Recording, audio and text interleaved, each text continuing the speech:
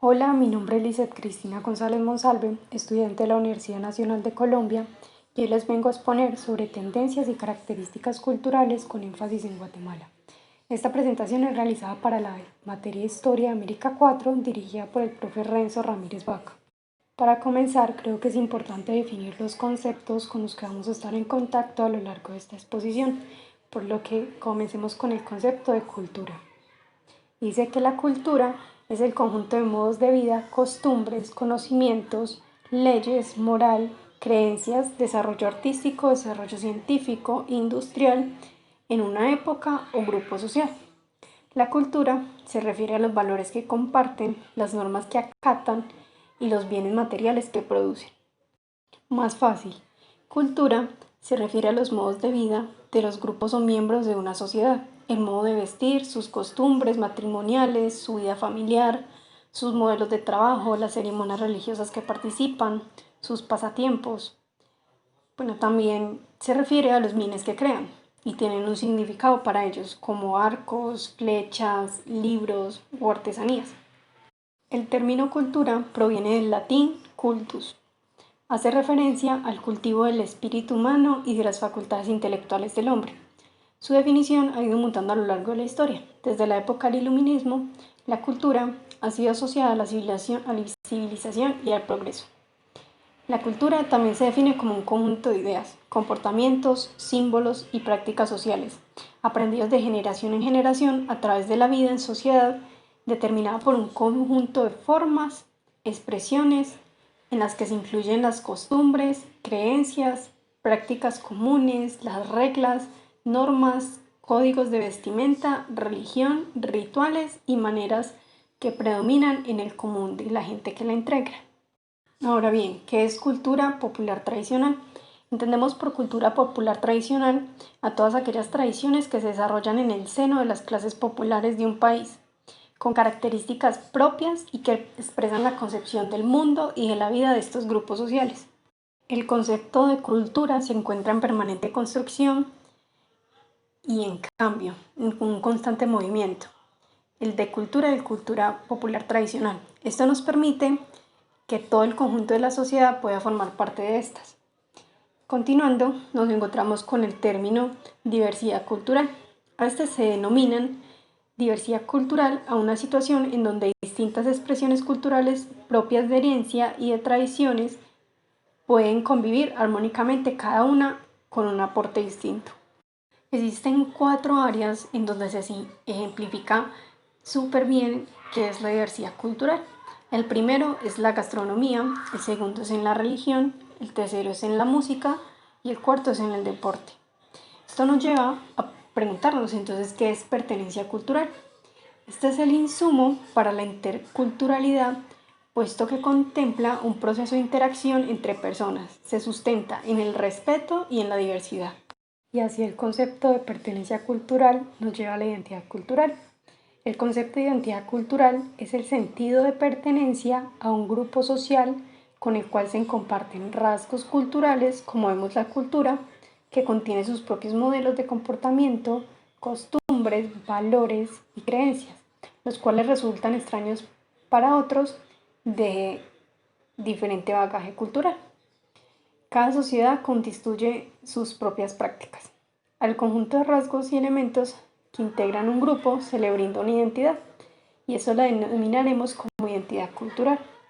Para poder entender estos comportamientos han de estudiarse estas culturas a partir de los significados propios y valores, y a esto se le llama etnocentrismo. El etnocentrismo es la tendencia emocional que hace que la cultura propia tenga el criterio exclusivo para interpretar el comportamiento de otros grupos, es decir, juzgar otras culturas con los criterios propios, a pesar de que sabemos que en cada cabeza existe un mundo diferente, una cultura diferente, porque vivimos en una sociedad que está conformada por una gran diversidad. Entonces esto nos lleva a definir el concepto de sociedad. Sociedad es el conjunto de personas, pueblos o naciones que conforman o viven bajo ciertas reglas comunes. Así que una sociedad es un sistema de interrelaciones que conecta a los individuos entre sí. Para que exista la cultura, debe existir la sociedad. Sin cultura no seríamos humanos. porque careceríamos de cosas tan simples y tan básicas como el lenguaje para comunicarnos, y nuestra racionalidad se vería notablemente limitada. Entonces, digamos que estos valores y normas de comportamiento varían y contrastan enormemente de una cultura a otra. Son aspectos que conforman grandes diferencias culturales que permiten distinguirse entre sociedades. Terminando así con la definición de los conceptos claves, pasamos a enfocarnos en Guatemala, país centroamericano, que es el objeto principal de esta exposición. Guatemala, que en lengua náhuatl significa lugar de muchos árboles, es un apelativo que denota su arraigada tradición indígena. Este país tiene una extensión territorial de 109.000 kilómetros cuadrados y su población total, dictaminada según el último censo, que fue en 2018, fue aproximadamente 17,5 millones de habitantes. Guatemala, después de la firma de acuerdos de paz en el año de 1996, reconoció 25 idiomas, 25 etnias y 4 culturas que cohabitan dentro del territorio nacional, convirtiéndolo en un país multiétnico y multicultural, de las cuales estas 25 etnias, 22 tienen origen maya. El resto se divide entre Xinca, Garífuna y Ladina. La etnia Xinca y Garífuna tienen sus respectivos idiomas llamados igual, y la ladina corresponde al idioma español, por las razones que ya les voy a explicar a continuación. Comencemos con la etnia Xinca.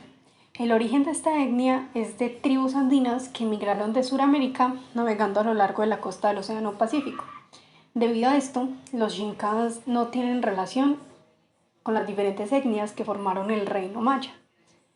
La etnia garífuna son un grupo étnico descendiente de africanos, aborígenes caribes y arahuacos, originarios de varias regiones de Centroamérica y el Caribe.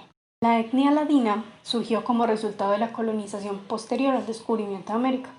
Se denomina ladino o ladina a las personas que son mestizas, resultado de la unión entre españoles, aborígenes y africanos. Y por último, la más importante, la etnia maya. De estas son 22 etnias, ya que la mayoría de los pueblos indígenas de Guatemala son descendientes de estos, por lo que considero que merecen una distinción y una definición más extensa con respecto a las otras 3 culturas étnicas. La cultura maya es la más antigua y se extiende por más de 350.000 kilómetros. Gran parte de ella está ubicada en el suroeste de México, como en los estados de Yucatán, Campeche y Quintana Roo. También se extiende por parte de Belice, Guatemala y Honduras. La cultura maya fue una de las principales civilizaciones que se desarrolló en la antigua Mesoamérica. Fue una cultura muy destacada por sus elaborados sistemas numéricos, dentro de los cuales desarrollaron el concepto del número cero. Pero su escritura y el uso del calendario también fueron muy destacados. También sobresalieron en la arquitectura por la construcción de grandes ciudades y por la producción de observaciones astronómicas extremadamente precisas, o sea, demasiado precisas. Gracias a su impresionante arte, crearon un avanzado sistema de escritura que utilizaban para registrar el tiempo, las hazañas de sus héroes y guerreros, fenómenos como eclipses y cometas, y con esta información elaboraron el increíble y tan conocido calendario maya. Algunas de sus principales ciudades son Tikal en Guatemala, Chichén Itzá en México, Copán en Honduras. Y estas ciudades fueron gobernadas particularmente por una clase de guerreros y sacerdotes que ejercían una fuerte autoridad sobre el resto de la sociedad, como se puede apreciar en las representaciones que pintaban en las tumbas y palacios. En esta cultura también predominó mucho la religión. Esta jugó un papel muy importante.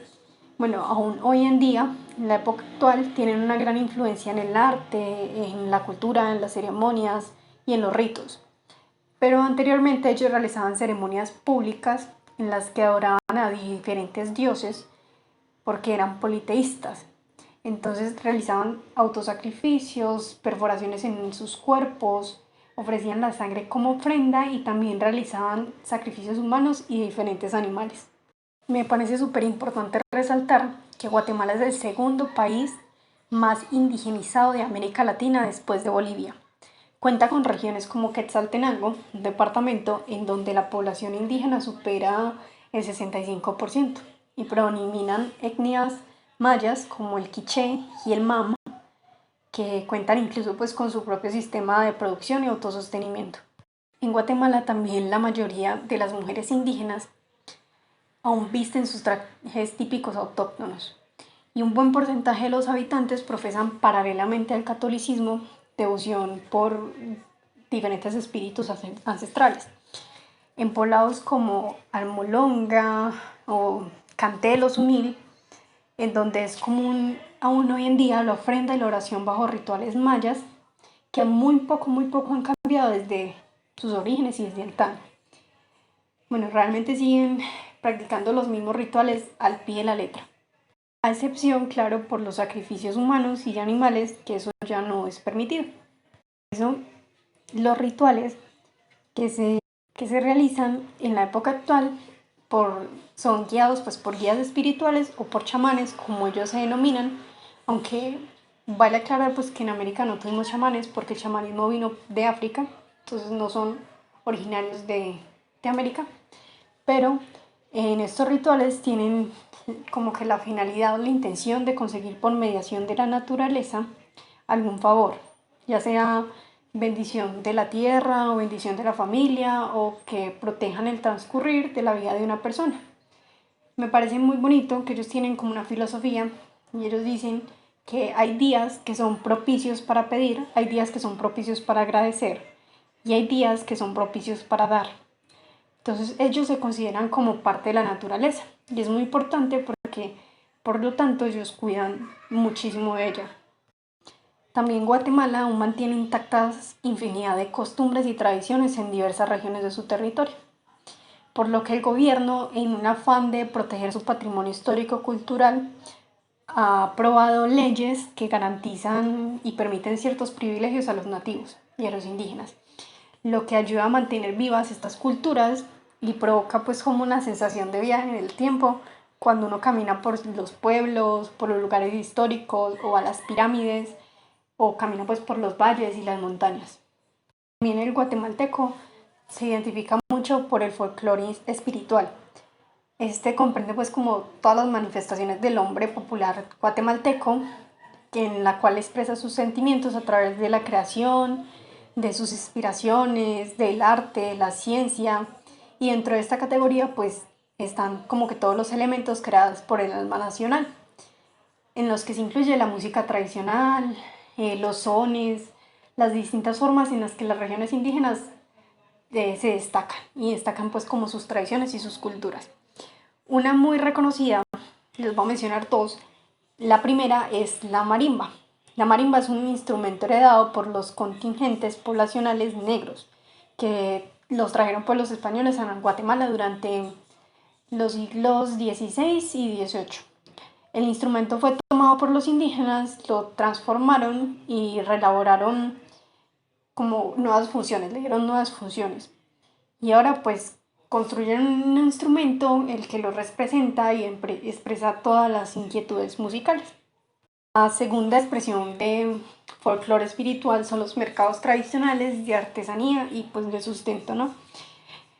Estos son lugares abiertos en las plazas centrales de los pueblos y de las ciudades del país, en donde comercian sus creaciones típicas artesanales y pues básicamente se sustentan de las necesidades alimenticias a toda la población. Entonces, en estos mercados también cuentan con una influencia prehispánica, ya que tienen el origen en los conocidos tianguis y crean una red de relaciones no solo económicas, sino que sociales también, en la que pues cada pueblo, gracias a las rutas comerciales, distribuyen sus productos y especialidades tanto artesanales como pues de sustento básico. Y todo esto se distribuye a lo largo y ancho del país. Esto fue pues como una pasadita por encima de toda esta diversidad cultural que pues como que define a Guatemala. Y me parece pues que realmente es importante tener como este concepto general de cultura general sobre Guatemala y de verdad que vale la pena seguirlo investigando. Pero en esta investigación, por motivos de la exposición, me enfocaré particularmente en un movimiento revolucionario indígena que se produjo en Guatemala entre 1970 y 1983. Este movimiento, pues como en busca del respeto, de la valoración y del desarrollo y subsistencia y pues como cuidar esa trascendencia indígena que pueda seguir pues como evolucionando. Eso se presentó en esta época, ¿cierto? Esta revolución, este movimiento revolucionario indígena se distinguió porque a finales de los 90 Guatemala contó con la participación masiva y activa de su población indígena, que generó pues como una toma de conciencia por parte de todas las etnias y comunidades, pasando de la resistencia pasiva en la que venían manejándose y viviendo a la participación masiva en una guerra popular. La exaltación o despertar de esa conciencia indígena comenzó inicialmente por el sistema agrícola y se debió a que las comunidades indígenas comenzaron a cerrarse al darse cuenta que los programas de desarrollo que ofrecía el gobierno no los beneficiaban realmente. Entonces seguían siempre con ese problema rural en su agricultura, entonces ellos pedían apoyar al pequeño agricultor y aumentar su productividad.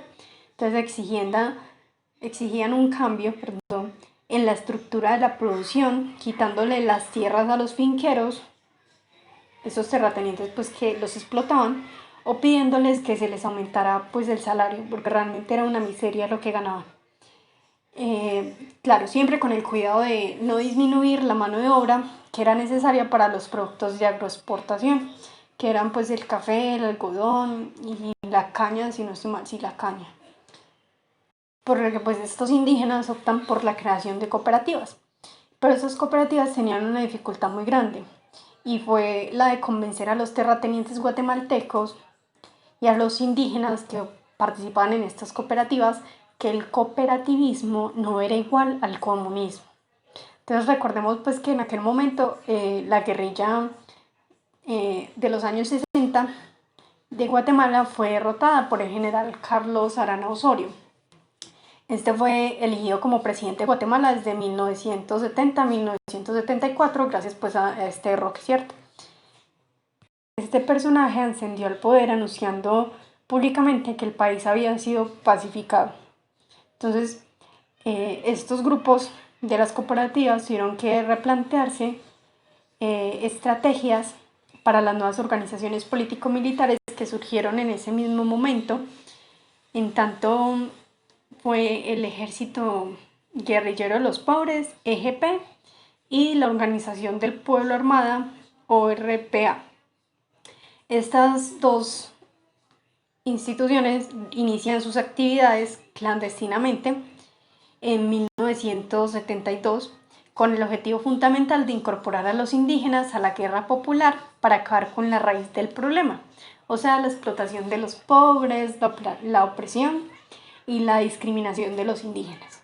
Ya en 1976, el 4 de febrero, todo el altiplano guatemalteco fue atacado y sacudido por un terremoto fuertísimo, que en menos de 45 minutos dejó sin residencia a más de 1 millón de personas y pues entre los más afectados estuvieron todos los pueblos indígenas, particularmente los del altiplano occidental, que comprenden departamentos, el departamento de Chimaltenango, el norte de Sololá, el sur del departamento del Quiché, Totonicapán y el norte de Quetzaltenango. Entonces, por este terremoto se crea la campaña de trabajo de reconstrucción nacional.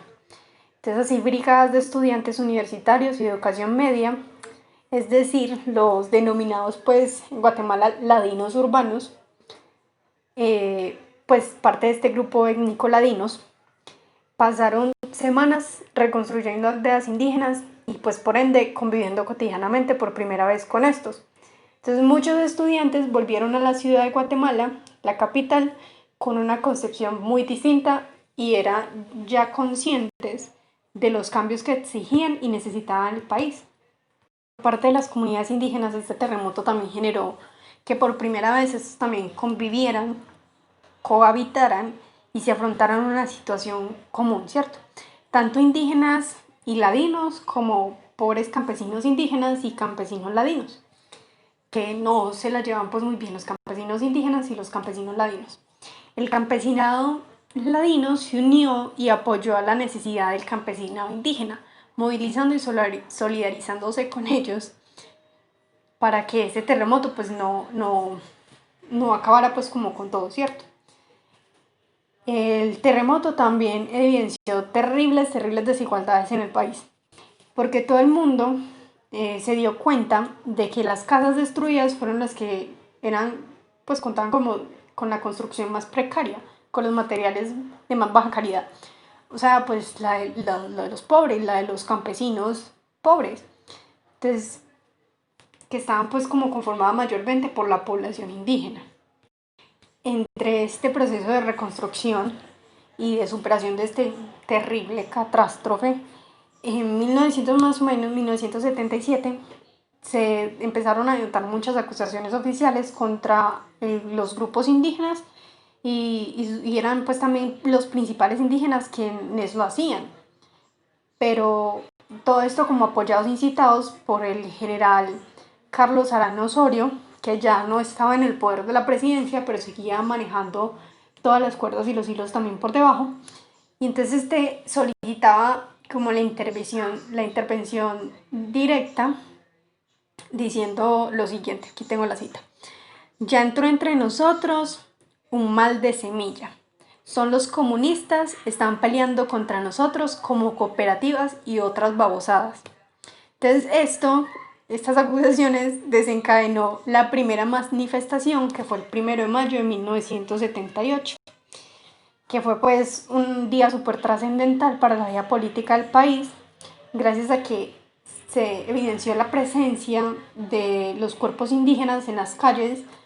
No solo su presencia, sino que ellos iban con sus trajes típicos, sus mecapales, sus consignas pintadas pues como en petates y no en las mantas tradicionales. Entonces esto era una manera de protesta y despertó inmediatamente grande admiración y grandes aplausos por parte de los observadores. El contingente indígena estaba pues encadenado pues por una fila de torchas y de indígenas portando machetes y asadones como símbolos del campesinado indígena. Era un símbolo pues como de rebelión, de manifestación y de aclaración que ellos no eran unos comunistas que estaban en contra del gobierno guatemalteco, sino que ellos simplemente estaban exigiendo la garantía y el respeto de sus derechos como sociedad indígena.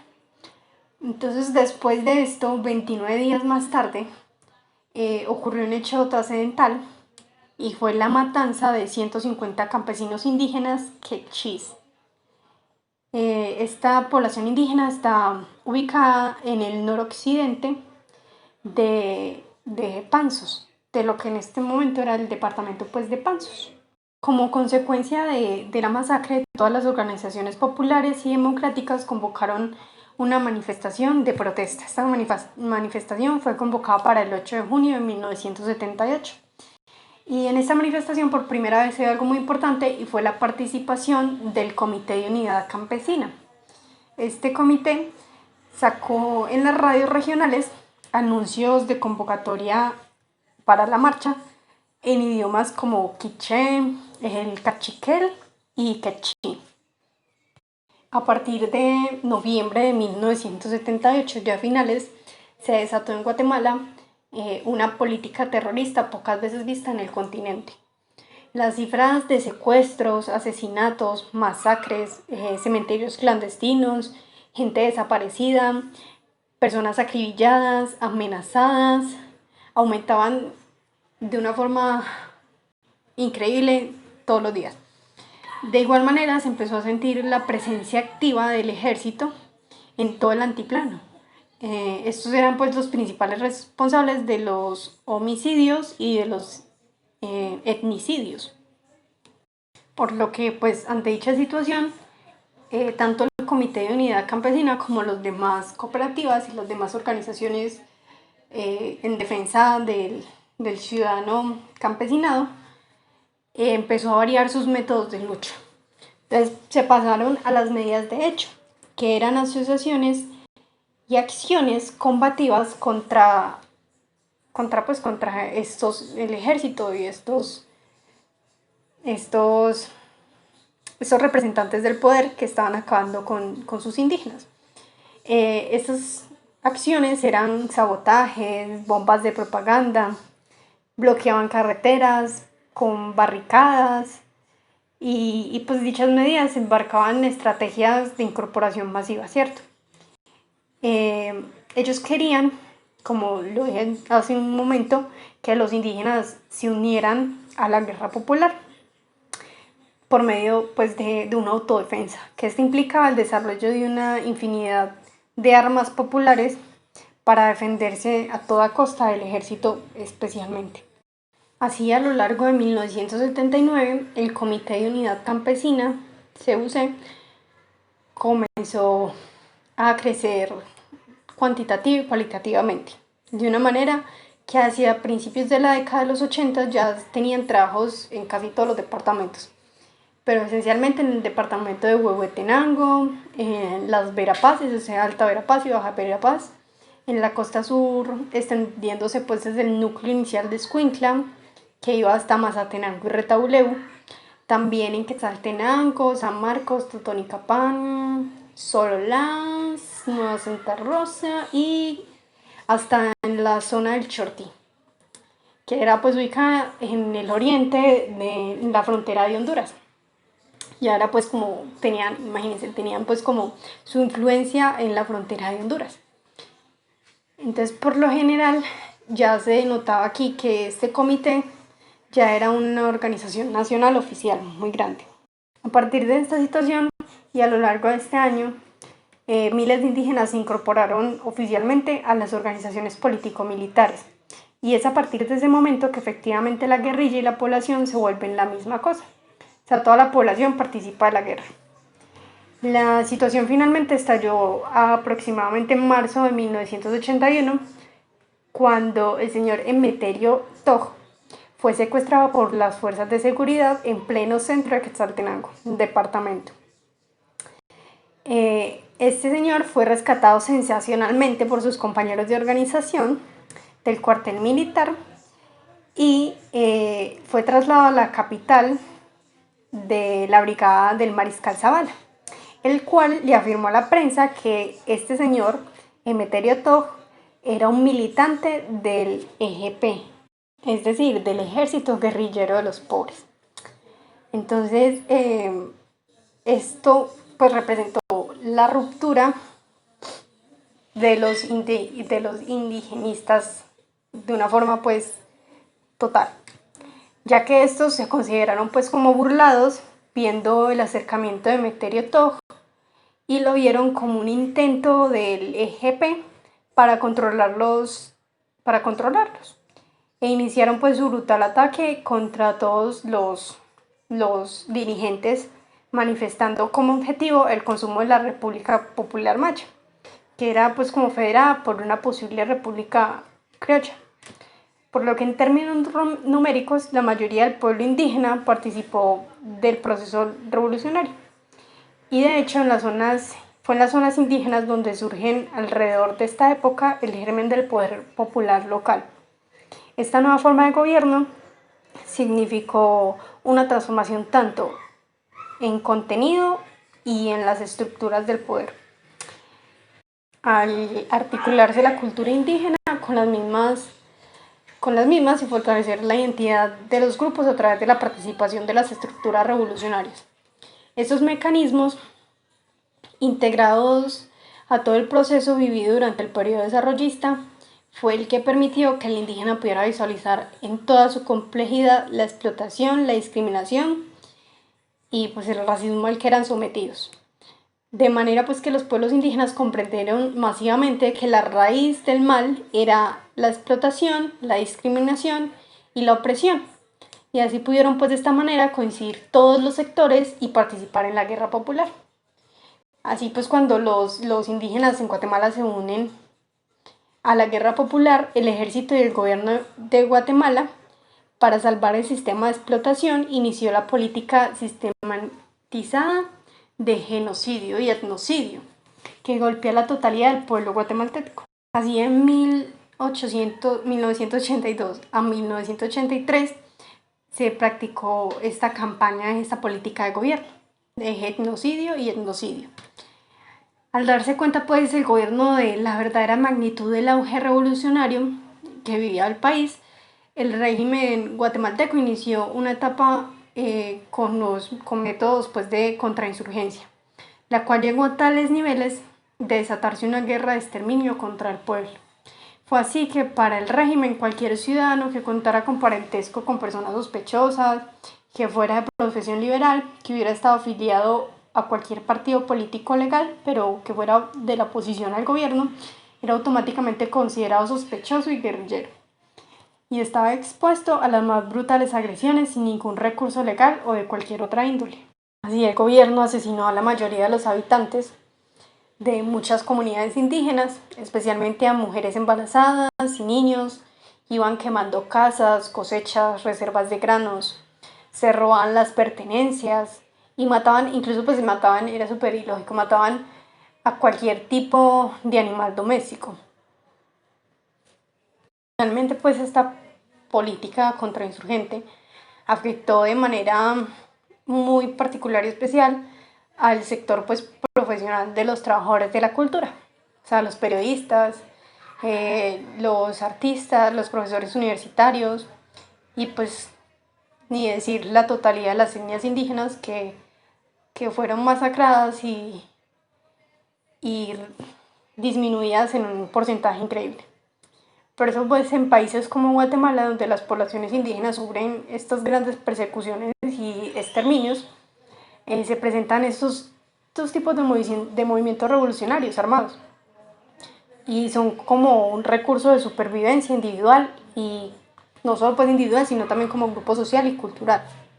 A tipo de conclusión, ya terminando, la revolución pues de los indígenas guatemaltecos muestra que efectivamente el camino correcto para la solución de estos problemas racistas y discriminatorios en los que la lucha revolucionaria se presenta pues en contra de esta clase explotadora, demuestran pues que ese progreso y este proceso y desarrollo revolucionario se convierte en un ejemplo. O sea, ya no el proceso revolucionario guatemalteco ya no es solo un planteamiento teórico, sino que es una práctica real y efectiva.